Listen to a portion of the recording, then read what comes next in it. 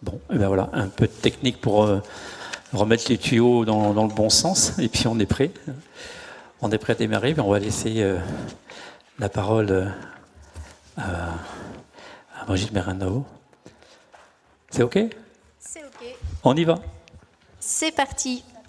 Eh bien, bonjour tout le monde. Merci d'être venus et merci bien évidemment à tous les organisateurs du festival, où on est particulièrement bien accueillis, je dois dire. Voilà, donc le titre de la conférence, c'est « Mieux vivre la transition à l'aide des plantes, main dans la main avec la nature ». Donc c'est vraiment tout un programme. Hop. Donc je vous présente déjà le plan. Donc d'abord une introduction, puis 3 grandes étapes de la transition. Ce thème de 3 grandes étapes va revenir plusieurs fois. Ensuite, ça sera le chemin du premier au dernier.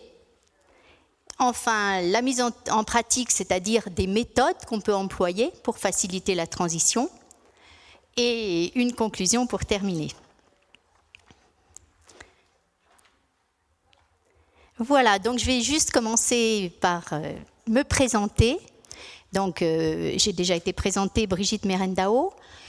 Je vais me présenter un petit peu comme une plante. C'est-à-dire que la plante, sa particularité, c'est que dans un premier temps, elle part de la graine et elle va fabriquer son squelette, c'est-à-dire qu'elle va fabriquer sa racine, sa tige, ses feuilles. Ça sera la première phase, c'est le fondement. Donc moi, le fondement de ce que je fais maintenant, le fondement, ça a été tout ce que j'ai appris sur les plantes.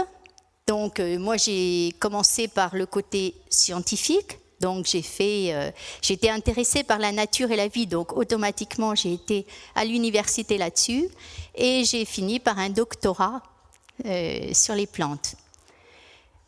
Donc ça c'était une partie, mais c'était très théorique et j'ai fait aussi de la pratique pour apprendre les plantes. Donc j'ai fait une école, c'était la faculté libre des médecines naturelles à Paris, créée par le docteur William, qui a créé Médecins aux pieds nus. Donc le principe, c'était de pouvoir aller dans des pays où on n'a pas la technologie d'ici, utiliser ce qu'il y avait sur place pour soigner les personnes. Voilà. J'ai fait aussi un petit séjour à la Maison de la Nature et de l'Environnement de l'Isère à Grenoble, où là, j'ai plus appris le fonctionnement des associations de la nature. Et donc ça, c'était toute la phase apprentissage. Et puis d'autres apprentissages sur les plantes de diverses façons. C'est la première partie. La deuxième phase, une fois qu'on a créé ses fondations chez la plante, une fois qu'elle a créé sa racine, sa tige et ses feuilles, elle va pouvoir rentrer dans la phase de création. La phase de création, c'est la fleur. Parce que la fleur, par rapport aux phases précédentes, la fleur, c'est un univers complètement différent. La plante était verte ou marron. La fleur peut prendre toutes les couleurs. La plante était en général sur une ligne ou un plan quand il s'agit des feuilles, alors qu'au niveau de la fleur, on passe sur un espace beaucoup plus ouvert, beaucoup plus grand.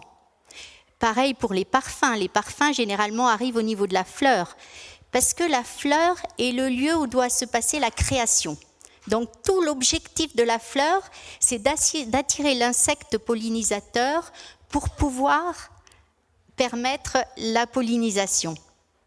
Et la pollinisation va permettre la création d'une nouvelle graine, donc d'un nouvel être. Donc ça, c'est la phase création.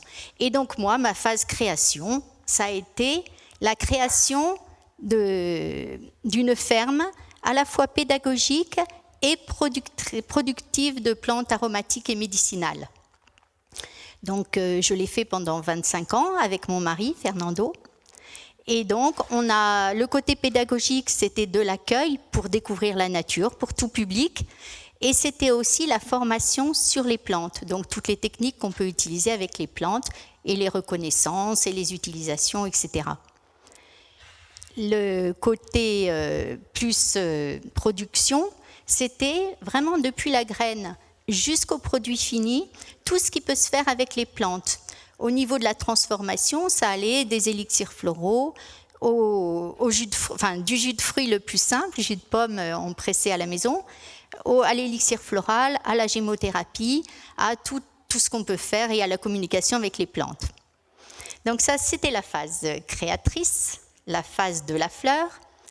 Et puis chez les plantes, la troisième phase, c'est quand la fleur, elle a fini son travail, elle a fini de s'extérioriser, de découvrir le monde, l'insecte a été attiré, et là, elle peut retourner le mouvement, se mettre plus sur l'intérieur, trier ce qu'elle a appris pour, au niveau de la graine, permettre la retransmission. Parce que c'est à partir de la graine que le monde va pouvoir être perpétué et que la retransmission va pouvoir se faire. Et donc moi, maintenant, je suis dans cette période de retransmission. Alors, comment cette retransmission ? J'ai fini avec la ferme pédagogique et de production. J'ai pris ma retraite agricole et j'ai fait, avec deux autres co-autrices, un jeu de cartes, un oracle, l'oracle de la transition, qui est vraiment fait par les fleurs, avec les fleurs. Et cet oracle permettra de transmettre, d'une part, moi, toute la connaissance que j'ai sur les plantes.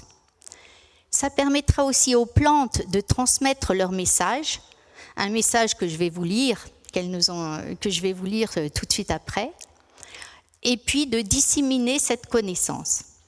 Voilà, donc c'est pour ça qu'aujourd'hui je suis très contente.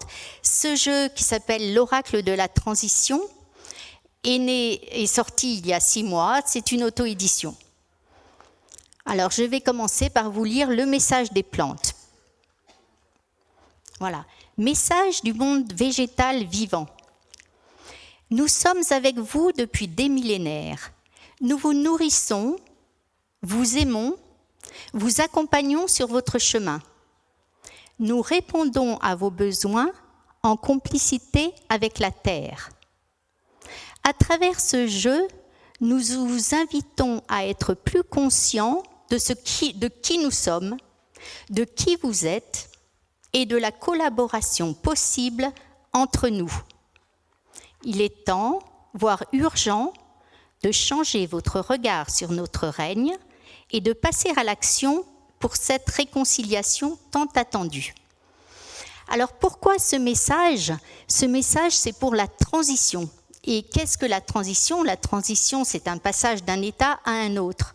Et actuellement sur Terre, nous sommes dans une transition, dans le passage d'un état à un autre. On sait très bien que la voie qu'on a prise jusqu'à présent, l'homme, au lieu d'être ce qu'il doit être, c'est-à-dire un être coopérant avec tous les autres règnes, a pris plus de place et est en train de s'autodétruire. Enfin, c'est vraiment le thème.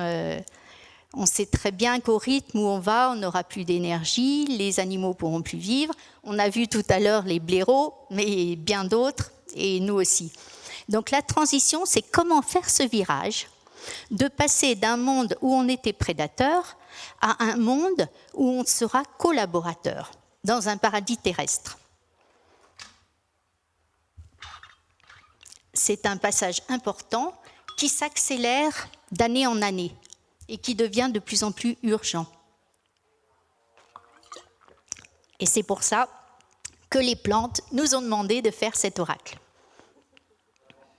Voilà. Donc, les 3 grandes étapes de la transition. On voit que chez les végétaux, le cycle de vie, il y a ce que je vous ai dit, la reconstruction de nouvelles bases, de nouvelles fondations. Ça peut se manifester de la graine à la plante, mais ça se manifeste aussi chaque année du bourgeon, de tout, de nouveaux paradigmes, donc de nouvelles façons de penser et de nouveaux moyens. Et là, c'est la phase du bourgeon floral à la plante épanouie, à la fleur épanouie. Et la troisième, c'est la transmission, donc c'est les graines du pissenlit qui est représenté là, qui vont essaimer partout. Comme dans la rousse, je sème à tout vent. Voilà, maintenant, venons-en plus aux plantes qui ont choisi, aux fleurs et aux plantes qui ont choisi d'être dans cet oracle et qui vont nous présenter ces 3 grandes étapes de la transition. La première, les cartes, il y en a 33. De la carte numéro 1 à la carte numéro 11, on est sur les fondations. De la 12 à la 22, on est sur la création. Et de la 23 à la 33, on est sur la transmission. Je viens sur la fondation. Donc, on voit qu'elle commence par un bourgeon, le bourgeon de marronnier, qu'elle continue 2, 3, 4, 5, 6, 7, 8, 9, 10. Elle se termine au numéro 10, qui est la carte du chou. Le chou qui est vraiment la feuille par excellence et qui est la base. Et puis la 11e carte, qui est le message finalement de toute cette colonne, de toute cette étape. Et là, ça sera l'origan qui nous le donnera. La partie création, elle va démarrer avec le bouton floral de pivoine. Alors, si vous avez déjà vu un bouton floral de pivoine, c'est extraordinaire, plus grosse, et puis on voit le verre s'écarter, et à l'intérieur, tout est prêt. La fleur peut s'épanouir et devenir énorme. Et donc, le 12, c'est le début, c'est le bouton floral. 13, 14, 15, 16, 17, 18, 19, 20. 21, c'est la floraison dans toute sa splendeur. Alors, la fleur qui a choisi de représenter cette floraison dans toute sa splendeur, c'est la lavande. Alors, la lavande, on a tendance de temps en temps à la trouver commune. Mais c'est une plante absolument merveilleuse qui s'associe à toutes les autres, qui a à la fois la couleur, le parfum, la vitalité. Donc, on arrivera donc à cette lavande qui est la représentation de la fleur. Et le message sera délivré par le pavot. Et la 3e partie, de la carte 23, puis 24, 25, 26, 27, 28, 29, 30, 31, 32, on arrive de la 23 qui est de la fleur à la graine, c'est-à-dire le pissenlit qui va passer de l'état fleur jaune à l'état graine blanc. On arrive à la carte 32, c'est la pomme, et la pomme, c'est par excellence le fruit, la graine, et en même temps, c'est l'abondance. Et le message général sera délivré par le tilleul, la dernière carte. Donc on voit qu'on a démarré au bourgeon de l'arbre et qu'on finit à l'arbre tout entier. On va maintenant voir plus en détail quelques cartes des 3 transitions. Alors on va regarder le message de l'origan. L'origan qui est donc la fin des fondations. Donc le message de l'origan. Hop. Je vais vous le lire.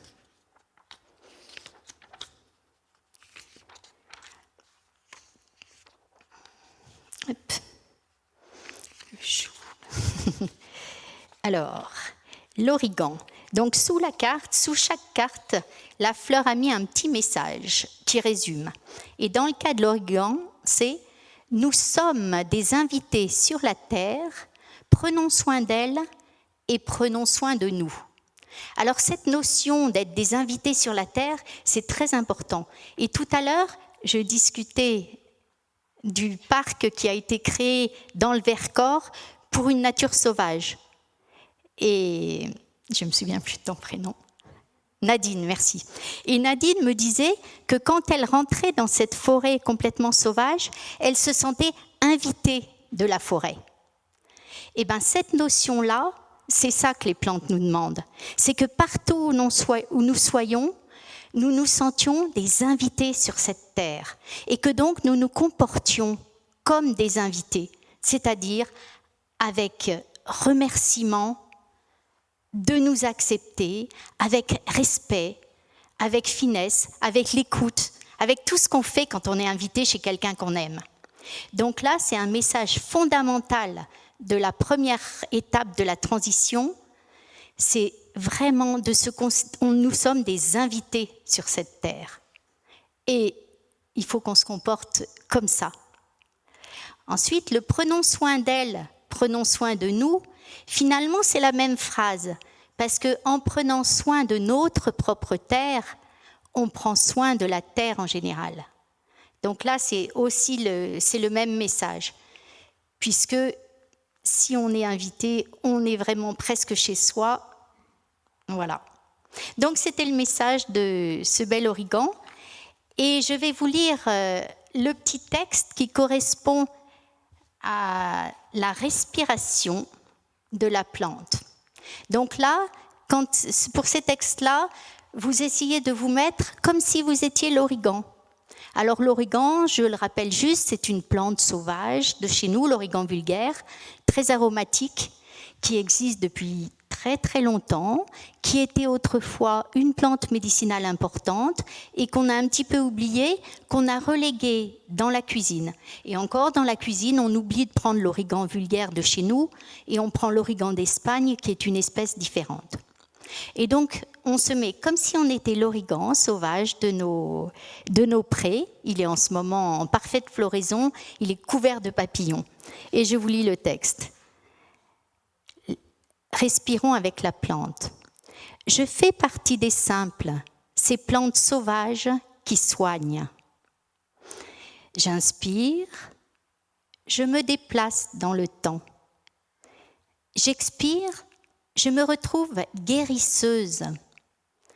La conscience de notre rôle apparaît. Nous sommes gardiennes de la terre. Je suis l'origan. Voilà, donc elle nous rappelle que fondamentalement, le sens de la vie de l'humain sur la terre, c'est d'être gardien de la terre. On l'a oublié, il est temps de s'en souvenir et de reprendre notre rôle. Voilà, et je vais passer à la deuxième étape, qui démarre donc avec le bourgeon de pivoine, pour finir avec le pavot.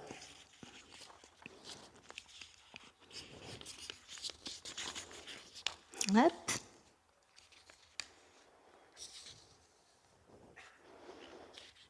Alors, la carte du pavot, elle nous dit en dessous, nous construisons, non, ça c'est la carte de la pivoine. Je vais commencer. La pivoine nous dit, nous construisons depuis longtemps, soyons prêts à l'envol. Alors là, le sens, c'est nous construisons depuis longtemps pour passer à la phase de transition.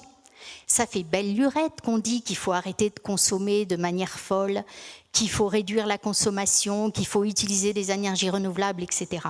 Donc maintenant, on est prêt, il est temps de passer à l'action. Donc j'arrive à la lavande. La lavande, je vais vous lire le texte qui correspond à la lavande. Donc comme tout à l'heure, on imagine qu'on est une lavande. Donc on imagine plein soleil, pareil, des abeilles qui butinent sur nous. Mes fleurs fleurissent avec parfum, forme et couleur. J'inspire, mon énergie se modifie. J'expire, mes corps subtils se densifient. Les nuances se multiplient, la lumière se vivifie, mes perceptions s'ouvrent à un éveil progressif. Je suis la lavande. Voilà, donc la lavande, elle parle de subtilité dans l'éveil. L'éveil au monde, à la vie, consiste à être beaucoup plus sensible au vivant.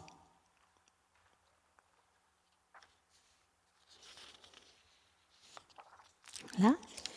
Et j'en arrive au pavot. Alors le pavot, vous le connaissez, on peut voir sur les images sa progression, sa croissance, sa vie. Quand il est tout jeune, son bouton est penché vers le bas, il est tout petit, et très rapidement, il se relève. Et puis petit à petit, il s'ouvre, et puis il s'ouvre et il peut devenir énorme. Là, il s'agit d'un pavot qu'on a chez nous, et qui est un pavot cultivé, qui est très gros. Donc on voit qu'il a énormément de pétales, il s'ouvre, il s'ouvre, il s'ouvre, et puis quand il a fini de s'ouvrir, il lâche ses pétales et il va créer en son centre le cône dans lequel il va maturer ses graines. Et quand les graines seront mûres, seront matures, Au sommet de cette capsule, il va y avoir plein de petits trous qui vont se faire sous le couvercle qui permettront, quand la plante tombera, de ressemer les graines partout. Donc, on ne va pas l'utiliser en médicinal parce qu'elle est toxique. Par contre, en pharmacie, on l'utilise. On emploie le latex séché, c'est-à-dire l'opium, qui contient de nombreux alcaloïdes, dont la morphine calmant la douleur, la codéine calmant la toux et la papavérine calmant les spasmes. L'opium et toutes les préparations qui en sont extraites sont des stupéfiants dont l'usage est strictement réglementé. Donc cette toxicité du pavot, elle est importante parce qu'on voit que le pavot, sa force peut être utilisée de manière toxique si on utilise mal ces substances ou en quantité inappropriée, mais elle peut être extrêmement puissante si on l'utilise bien. Et donc le message du pavot, ça va être « Nous sommes ombre et lumière, révélons la lumière et nourrissons-la ». Nous sommes dans un monde duel, il ne faut pas s'en cacher, tout existe, mais toute force n'est qu'une force et peut être transformée en positif ou en négatif. À nous de l'utiliser dans le sens qui nous semble être l'évolution la meilleure pour le monde. Voilà, et donc nous sommes à la fin de l'étape de création, et donc le pavot rajoute que nous sommes les créateurs du monde dans lequel nous allons vivre. Il nous le rappelle. Et c'est pas, nous n'avons pas à être passifs. Si on laisse faire les choses, on n'est plus maître de rien et on peut avoir un monde qui ne nous plaît pas du tout. Donc, soyons actifs. Voilà. Hop. Et nous passons à la troisième étape, alors, qui commence au pissenlit. Alors, le pissenlit, tout le monde connaît cette plante.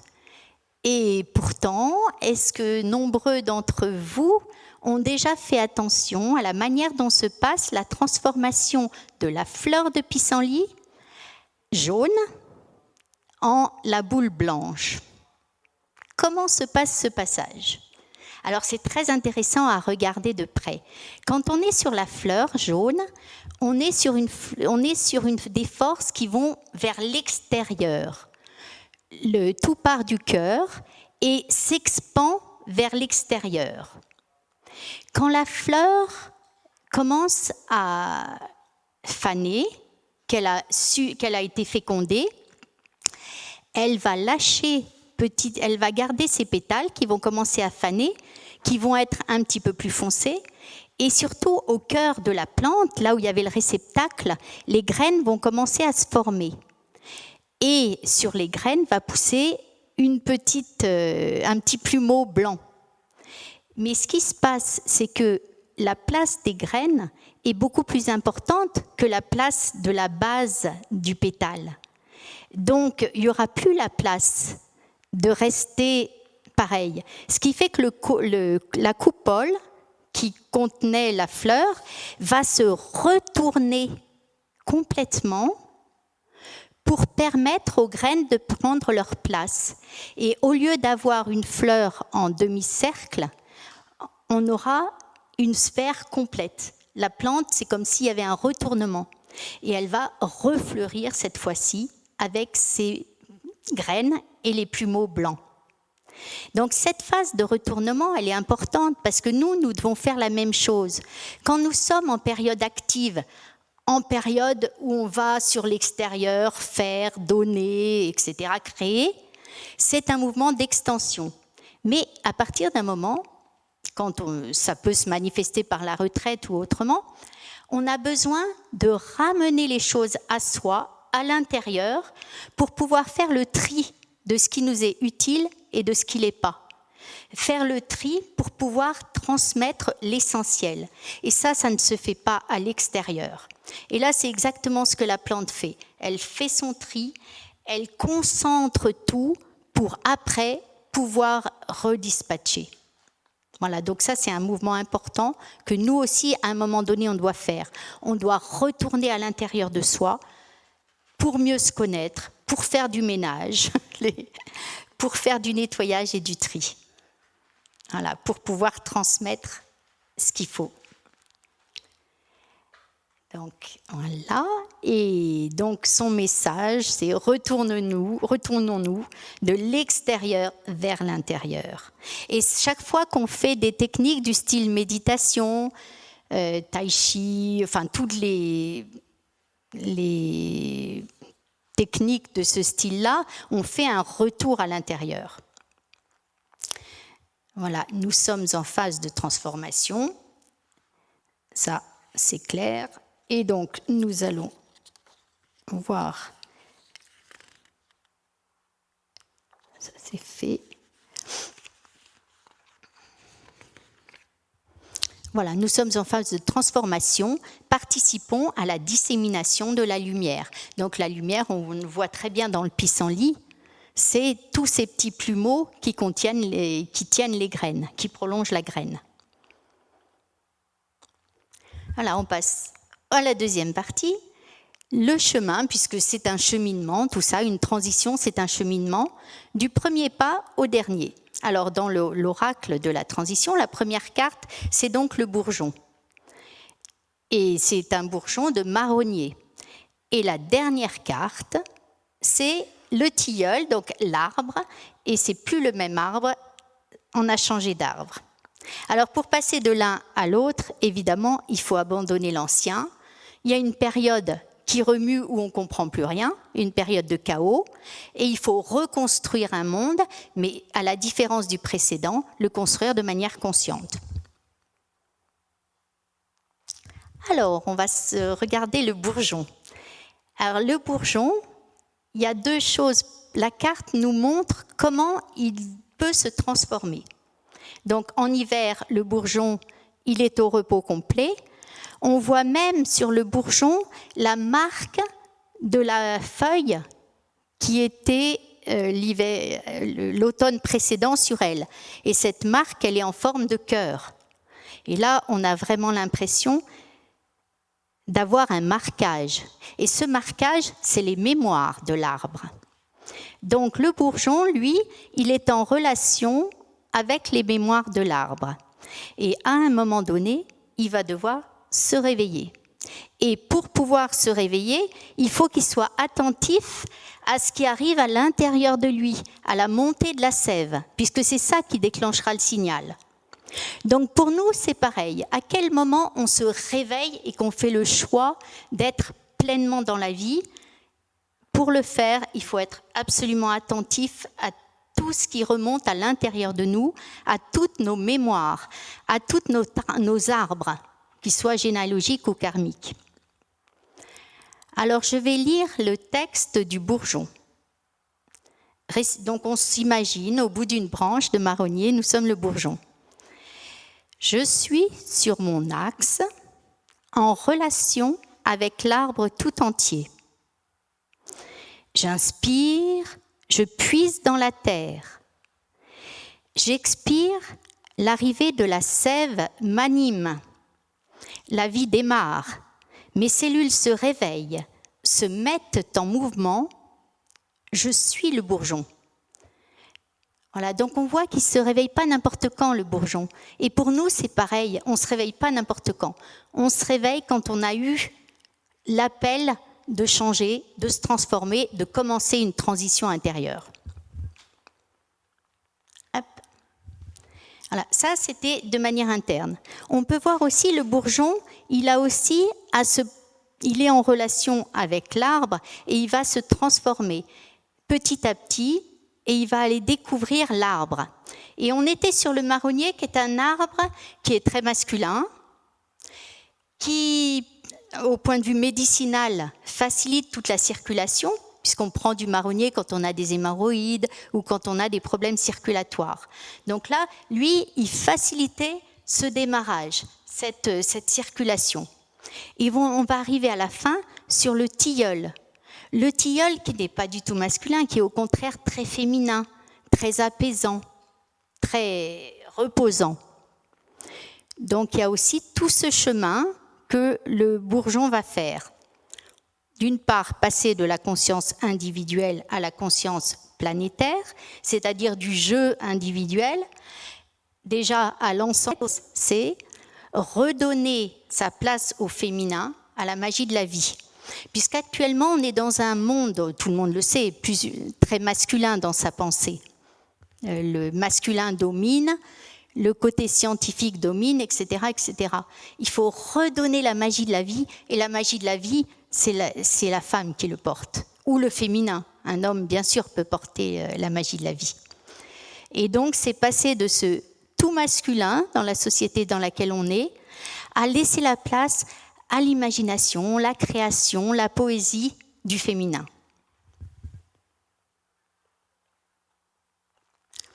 Voilà. Et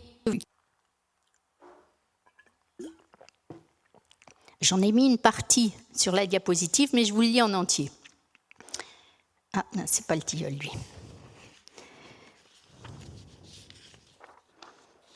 Hop, voilà, je l'ai. Je suis le tilleul.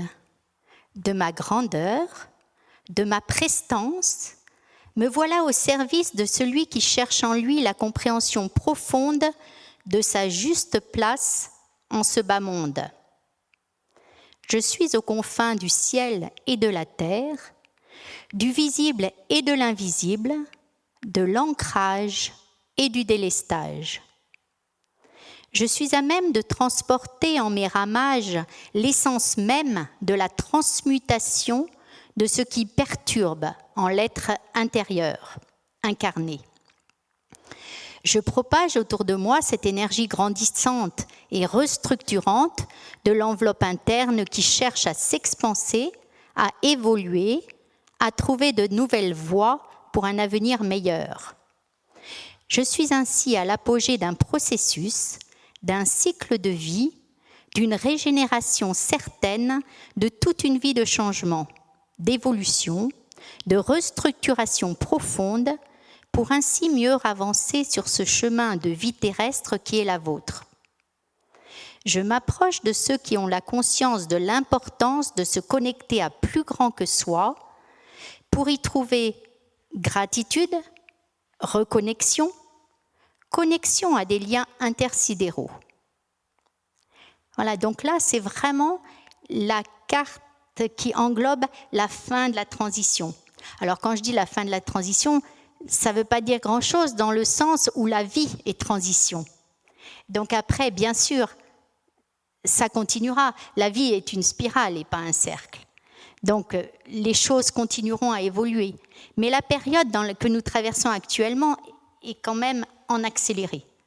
Et là, le message du tilleul est très fort. Voilà. Et nous allons passer à la troisième partie.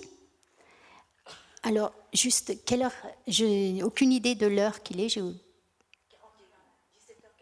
D'accord. Bon, ben, très bien.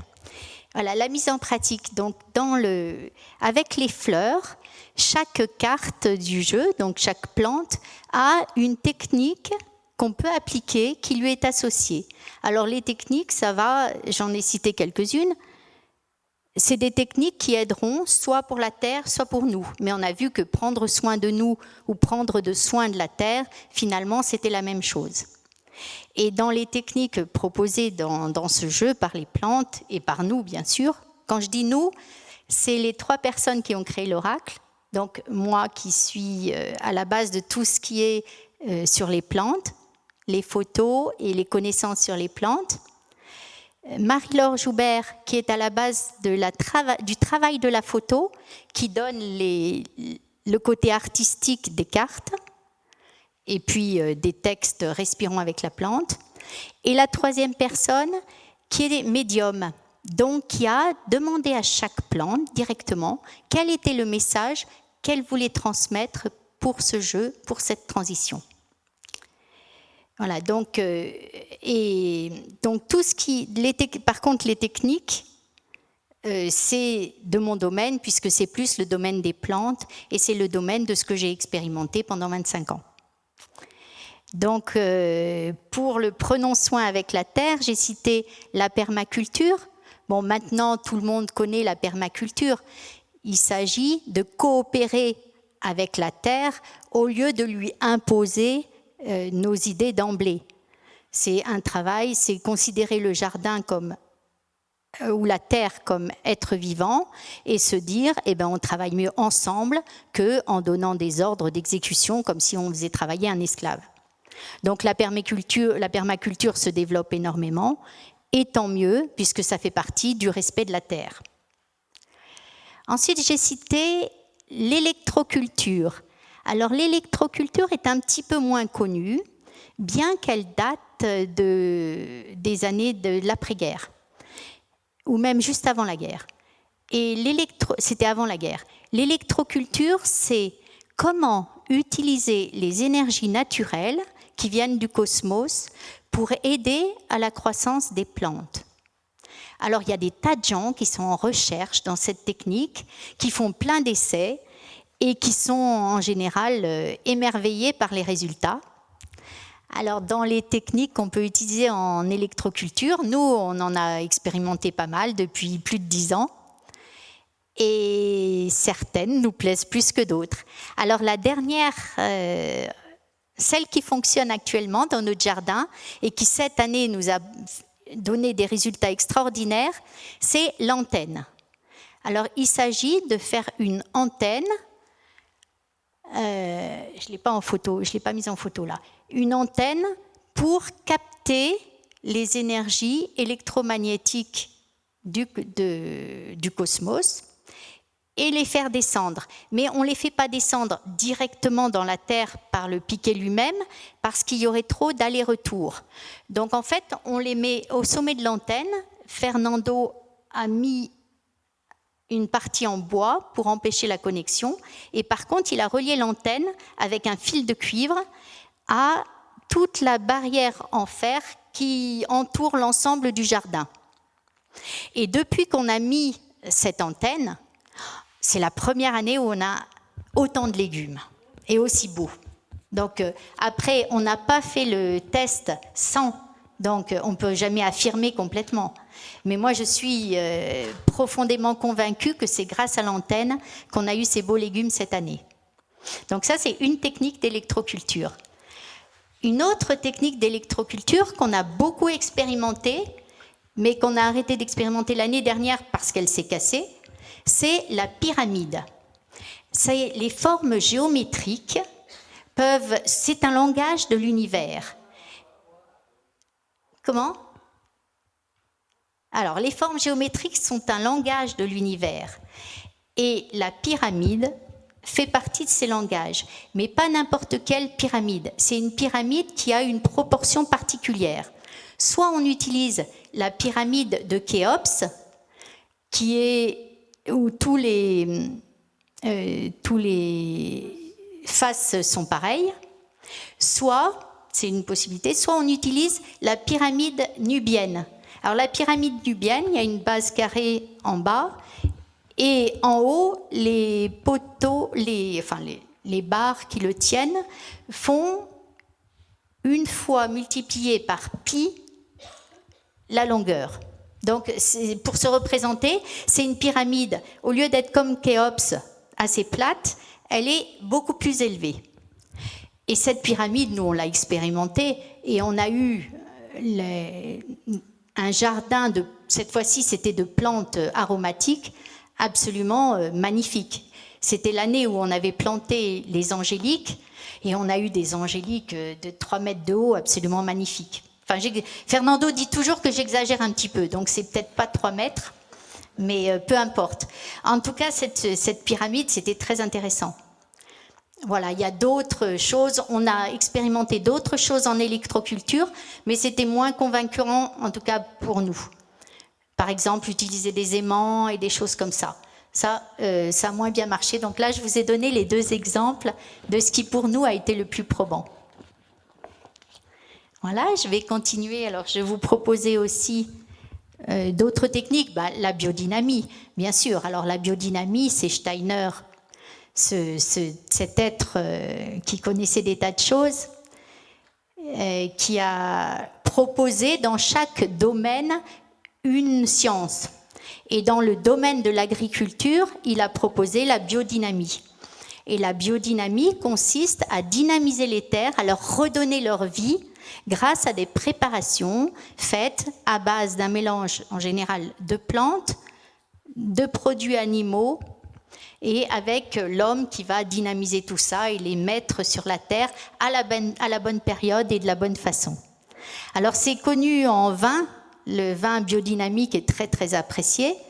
C'est aussi connu dans les magasins biologiques puisque la marque Déméter représente les produits qui ont été cultivés en biodynamie. Voilà, c'est une façon de prendre soin de la terre. Bon, dans les exemples que j'ai donnés après pour prenons soin de nos corps, la gémothérapie. Alors la gémothérapie, c'est assez récent comme science. Ça a été développé par un Belge qui s'appelle le docteur Paul Henry, P-O-L, Paul Henry, qui a eu l'idée géniale de considérer qu'un bourgeon en train d'éclore, en train d'ouvrir, alors en termes exacts, on appelle ça en train de débourrer, contient toutes les forces vitales qui vont pouvoir aider l'homme à se soigner. Parce que dans le bourgeon, il y a encore des cellules indifférenciées. Ce qui veut dire que c'est des cellules qui ont tout le potentiel de l'arbre. Elles ont aussi bien le potentiel, elles deviendront feuilles, elles deviendront ceci, cela et tel rôle. Et petit à petit, elles perdront de leur potentiel.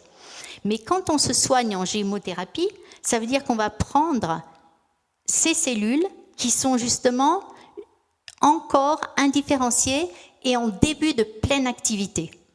Donc en général, ça va remonter, si on a un problème de circulation ou n'importe, ça va remonter à la source de notre problème et ça va nous dynamiser avec une force de vie extraordinaire. Voilà, moi, j'ai beaucoup apprécié cette gémothérapie. Je l'ai découverte assez rapidement du temps où Paul Henry était encore vivant. Et en plus, j'admire beaucoup le travail qu'a fait ce monsieur, puisqu'à la fois, il a fait un travail énorme sur le développement de la forêt, en analysant comment une forêt évoluait et se transformait. Il a aussi fait un travail énorme sur le plasma humain, pour savoir comment les cellules, comment au niveau du sang, qu'est-ce qui se passait au fur et à mesure dans les cellules, dans le sang. Et il a fait un travail clinique d'expérimentation aussi, bon, sur les souris malheureusement, pour des expériences de coagulation pour étayer ses recherches. Donc, mille merci à cet homme qui a énormément travaillé pour nous apporter cette magnifique médecine qui s'appelle la gémothérapie.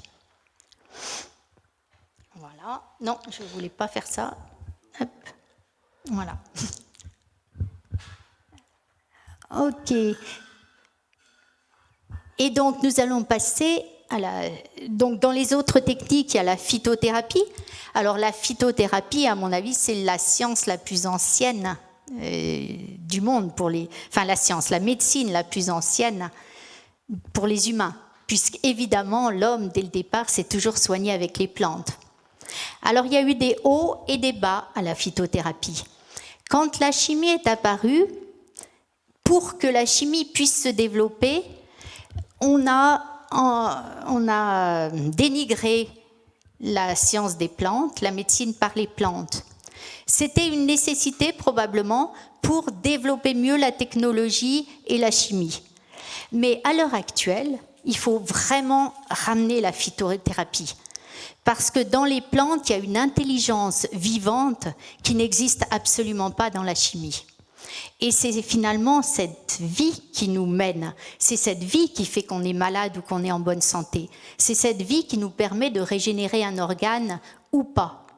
Et ce n'est pas que la molécule chimique, c'est beaucoup la vie. Et la vie, au niveau des plantes, elle y est vraiment présente. La plupart des plantes qui se sont présentées dans ce jeu sont des plantes qui ont des utilisations médicinales. Voilà, bon, je laisse pour la phytothérapie parce que c'est une évidence. On va passer à l'homéopathie. Alors, Monsieur Hahnemann, quand il a découvert l'homéopathie, a eu une grande intelligence en pensant qu'un produit toxique, une plante toxique, peut, si on change la dose, devenir bonne. C'est vraiment le principe qu'il s'agit d'un mécanisme et non pas d'un produit. Le mécanisme, c'est à partir d'une force, je l'utilise en positif ou en négatif. La digitale, qui si je la mange, va me rendre plus que malade, mortellement malade. Si je la prends en toute petite dose et que j'ai les symptômes de la maladie, elle va pouvoir me réparer. Parce que la plante connaît le mécanisme, dans un sens ou dans l'autre. Donc l'homéopathie, c'est vraiment quelque chose de génial. Alors ça a été très très difficile à imposer, l'homéopathie, parce que c'était difficile de mesurer les concentrations. Dans l'homéopathie, il y a aussi le principe de la dose infinitésimale, c'est-à-dire qu'on dilue le produit de telle façon qu'on ne retrouve plus la molécule à l'intérieur. Et ça, pour les scientifiques, les médecins, ça a été très très difficile à accepter. Mais l'homéopathie est encore utilisée et ça a fait en tout cas beaucoup progresser la pensée du soin. Ensuite, on arrive à l'aromathérapie, relativement récente aussi, puisque les huiles essentielles existent depuis très très longtemps, puisque pour embaumer les morts du temps de l'Égypte, on utilisait les huiles essentielles. Ce qu'on faisait, c'est qu'on faisait chauffer les plantes dans l'eau, dans une jarre, et au niveau du col de la jarre, on mettait des cotons en lin qui recueillaient cette essence quand on faisait chauffer. Et cette essence, ils l'utilisaient pour embaumer. L'huile essentielle étant antiseptique, elle évite la décomposition, elle évite tout ça. Donc pour conserver, pour embaumer un mort, c'est parfait. En plus, il l'utilisait de manière physique pour embaumer le mort, mais il l'utilisait surtout pour communiquer avec l'âme des défunts. Et c'est pour ça qu'on avait la myrrhe, l'encens, tous ces parfums sacrés, qui étaient simplement une façon de relier le monde d'en bas, le monde de la terre, au monde d'en haut. Et on peut imaginer que la vapeur, l'huile essentielle est très volatile. Donc avec son effluve, elle arrivait à atteindre les autres mondes. Voilà, la subtilité de l'huile essentielle, c'est qu'elle s'évapore, elle passe sous forme de vapeur à une température assez faible. Enfin, une huile essentielle, c'est un ensemble d'une centaine de molécules.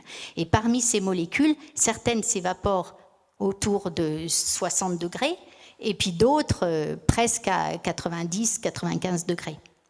Mais c'est intéressant, voilà. Mais cette aromathérapie, donc elle existe depuis...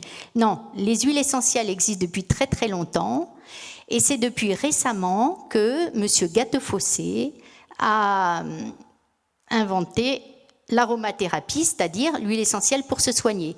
Comment ça s'est passé? Il était dans son laboratoire, il s'est brûlé au 3e degré, il avait de l'huile essentielle de lavande à côté, il a plongé machinalement sa main et ça l'a soigné. Et de là est parti tout le travail de penser qu'on pouvait se soigner avec. Alors il y a un Suisse aussi, bien sûr, le docteur Valnet, qui a très très bien répandu cette science de l'aromathérapie. Alors, une autre façon de prendre soin de son corps, c'est tout ce qui est lié à la nourriture, et à la nourriture vivante. Et quoi de plus vivant pendant un temps, selon la graine qui peut être très long, et au signal, elle remet tout en action. Et tout mettre en action, c'est-à-dire que ce qu'elle avait complètement concentré sous forme très très repliée, elle va le déplier, mettre des enzymes qui vont couper tout ça en petits morceaux pour que la plante très rapidement puisse utiliser comme source d'énergie cette alimentation pour se développer. Donc nous, quand on a du mal à absorber les choses, quand on a du mal, quand on n'a pas beaucoup d'énergie à mettre dans la digestion à tout ça, une graine germée, c'est quelque chose de fantastique parce que ça nous donne les produits tout prêts pour être assimilés. Voilà. Je crois que dans les techniques, j'en ai 33, mais je crois que je vais m'arrêter là parce que sinon, il n'y aura pas de temps. Oui, parce que le temps passe Oui. et qu'officiellement, le festival se termine à 18h et qu'il est 18h. Ah, alors, je passe les dernières. La conclusion. Alors, conclusion. Un nouveau monde est en train de se créer de manière collective, en se rappelant bien qu'un collectif, c'est à partir de 2 personnes et que nous sommes tous des acteurs, nous sommes tous à la hauteur. Et chaque modification opérée pour soi profite aux autres et à la collectivité. Et deuxième conclusion, changeons notre vision du monde végétal pour une collaboration, une co-création, main dans la main avec les plantes. C'est donc répondre au message des plantes. Voilà, et je vous remercie d'avoir assisté à cette conférence.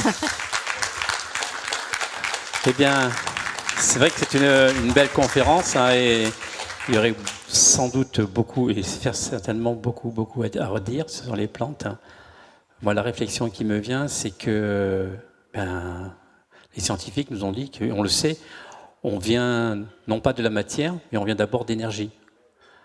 Au bout du temps qu'on ne sait pas définir, avant ce fameux Big Bang, on n'était pas matière, on n'était que énergie. Et c'est cette énergie-là qui s'est transformée, et on la garde en nous. Et c'est pour ça aussi que toute la partie l'électronique qui compose notre corps, toutes ces microélectroniques, eh bien, elle est importante, hein. Et c'est pour ça aussi qu'elle est importante face à toutes celles qu'on nous met autour de nous, en particulier sur les réseaux et sur les outils qu'on utilise, comme le téléphone. Voilà. C'est vrai que ce que je vous propose, c'est continuer si vous avez des questions à poser à Brigitte, parce que sincèrement, c'est vrai qu'on se doit de ne pas prolonger, puisque officiellement le festival se termine à 18h et qu'on a beaucoup aussi de travail derrière. On a que des bénévoles et il faut rendre la salle propre pour le lundi matin. Du 27e festival, celui de l'association Espace Nature Isère. Alors on a beaucoup de plaisir à inviter des gens comme Brigitte pour nous parler, je dirais, de tout ce qui tourne autour de la matière végétale, hein, et de ce qu'elle rayonne. Sachez que l'association aussi a besoin de vous, pour vous, puisqu'on n'existe que pour vous, pas pour nous-mêmes, enfin, un petit peu pour nous, parce qu'on se fait plaisir à prendre le temps pour nous, sans compter, pour que ce festival soit le meilleur. Et pendant toute l'année, bien sûr, on intervient. Comme j'ai dit à l'inauguration, c'est 1400 heures qui est donnée aux écoles, hein, à travers la biodiversité, à travers plein d'animations. Alors, venez aussi nous rejoindre. Nous existons donc à travers le site internet enisère.fr. Les cotisations, vous pouvez aussi les prendre en ligne. Vous pouvez encore un petit peu les prendre sur le stand parce que on va falloir démonter. Et je le rappelle, hein, avec le bonus fiscal, c'est quelques euros pour plein de bonheur. Et surtout, ce que je vous remercie, c'est bien ce que vous prenez aujourd'hui, ce soir, c'est de le partager. Parce que plus on aura à savoir, plus on aura à comprendre, et plus on pourra décider de ce que l'on fait, de ce que l'on mange et de ce que l'on veut devenir. Alors un grand merci, et pour le festival, je vous dis à très bientôt, à l'année prochaine. Bon, merci beaucoup. Je crois qu'on peut applaudir grandement le festival, tous ceux qui ont participé au festival et toutes ces heures qui ont été données.